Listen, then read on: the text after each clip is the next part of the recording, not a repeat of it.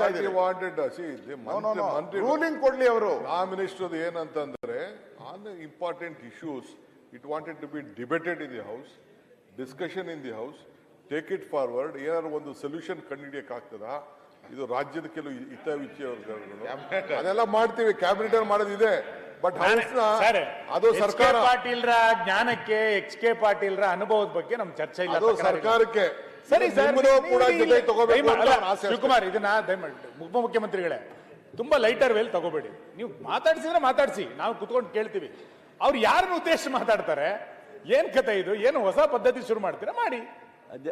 ಅಧ್ಯಕ್ಷರೇ, 2.5 ವರ್ಷ ಆದ್ಮೇಲೆ ಅವಕಾಶ ಸಿಗ್ತೈತಿ ಮಾತಾಡಕ್ಕೆ, ಯಾಕೆ ಅವಸರ ಮಾಡ್ತಾರೆ?